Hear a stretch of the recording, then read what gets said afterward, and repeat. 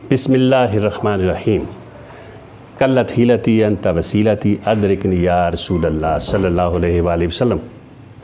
हर एक इब्तिदा से पहले, हर एक इंतहा के बाद याद नबी बुलंद है, याद खुदा के बाद।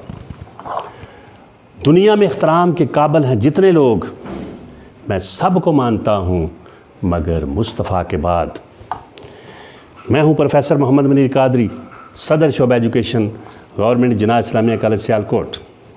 जी वकार नाजरीन, अल्लाह रब्बुल इज़्ज़त की ताइदात व तौफ़ीक़ात और हजूर सल्लल्लाहु अलैहि वसल्लम के कदूम मेमनत व लज़ूम के तवस्सुल से अब मैं बात करने लगा हूँ एक बड़े अहम मकसद के बारे में। वो है हसूल रज़ा इलाही।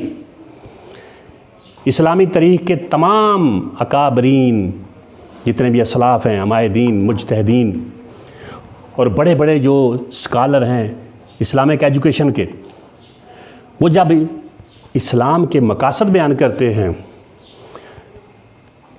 या इस्लाम तालीम के मकासद बयान करते हैं तो सबसे पहला मकसद, जो मकसद वहीद जिसको कहते हैं, अव्वलीन मकसद, आला तरीन मकसद, वो होता है हसूल रज़ा इलाही।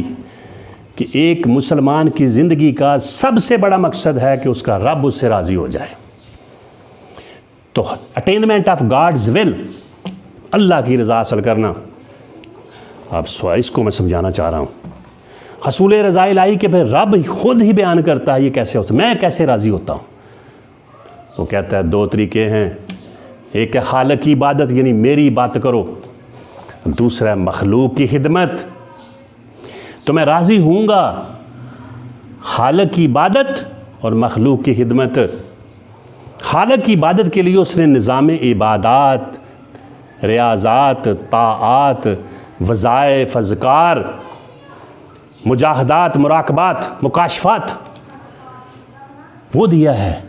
अला बिज़िक्रिल्लाह तत्मइनुल क़ुलूब, तो पूरा इबादत का निज़ाम दिया है। तो निज़ाम इबादत दिया है, इसको आप यूँ भी कह लें हकूक़ुल्लाह। फिर दूसरा उसने दिया मखलूक की खिदमत के लिए, उसमें क्या दिया, निज़ाम मुआशरियात, मुआशरे में रहने का पूरा निज़ाम दिया है, कैसे मुआशरे में रहना है, मुआशरे की सारे उसूल व कवानीन, कवायद व ज़वाबित, मुआशरती आदाब, रसूमात, रवाजात, अक़दार, हर चीज़ के बारे में कामलन आगाही फराम कर दिया कि मुआशरे में कैसे रहना है, दूसरों के साथ, हर एक के साथ रहने के, यानी गोया बैतुल्लाह से लेकर बैतुल हला तक के सारे अहकाम दिए हैं।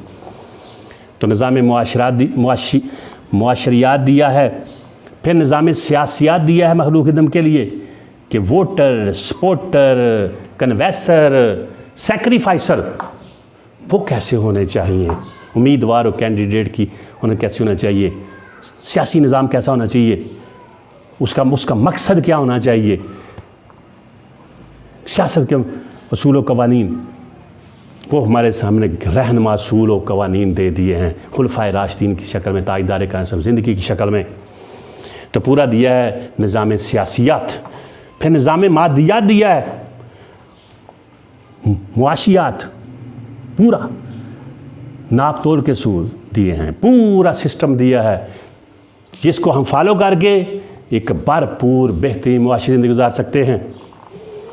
अल्लाह राज़ी, फ़र्ज़ करे एक शख्स जो है वो 5 वक्त नमाज है, तहज्जुद गुजार है, और दुकान में आगे के मिलावट करे, नाप तोल में कमी करे, झूठ बोले, तो फिर उसकी किसी नमाज का कोई फ़ायदा नहीं। तो गोया वो हकूक़ुल्लाह तो पूरा करने से भी रब राज़ी नहीं होगा। तो पूरा निज़ाम मुआशियात दिया है, पूरा सिस्टम एक दिया है, इकनॉमिक सिस्टम, उसको अगर हम फॉलो करें तो हर शख्स को उसकी बुनियादी ज़रूरियात मिल सकती हैं और हर शख्स ज़िंदगी के तमाम शोबाजात में आगे बढ़ सकता है अपनी फ़रासत की बना पर, ज़हानत की बना पर, कोशिश की बना पर, जिद्दोजहद की बना पर। उसमें आगे बढ़ने के लिए सब के लिए मसावी मौक़े होते हैं, equal opportunities for all to move forward. दौलत कमाने के सारे ज़राए सब के लिए होते हैं। फिर निज़ाम मादियात दिया, पूरा मादी निज़ाम ये कैसा क्या होना चाहिए।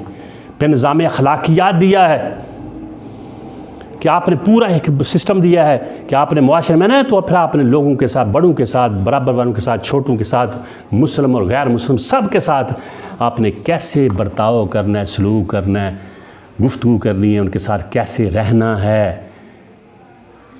जो इंसान का एक मादी हैवानी अखलाकी वजूद है, रूहानी वजूद है, मादी वजूद है, अकली वजूद है, ये इंसान के वजूद के जो बुनियादी हिस्से हैं, इन सब की ज़रूरियात पूरी करने के लिए दिया है। तो अगर हम तो वो ये सारा हिस्सा जो निज़ाम मुआशियात है, सियासियात है, मुआशरियात है, मादियात है, अखलाकियात है, इसको हम यूँ कह सकते हैं ये हकूकुल बाद है,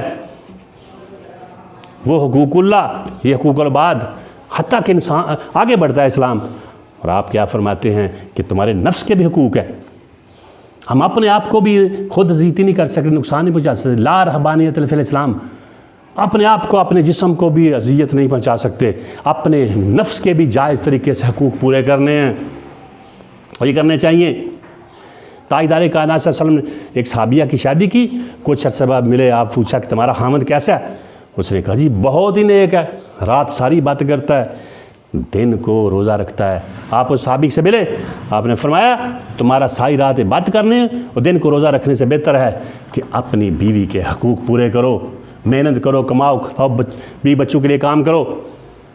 तो गोया अपनी हम क्या करेंगे, वो हुकूकुल्लाह, हुकूकुल बाद और हुकूकुल नफ्स ज़ाती, इन तीनों को अगर मिलाएं तो यही दीन इस्लाम है। इसको कहते हैं दीन।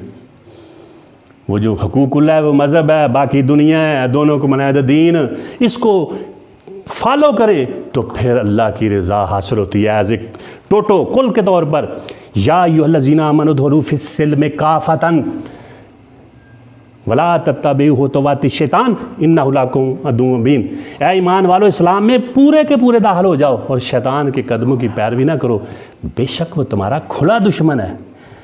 तो एज ए कुल अगर हम खालिक की इबादत और मखलूक की खिदमत हर लिहाज से, हर एतबार से करें तो फिर याद रखें, फिर होता है रब राज़ी, फिर मिलती है अटेनमेंट ऑफ गॉड्स विल, अल्लाह की रज़ा तब मिलती है।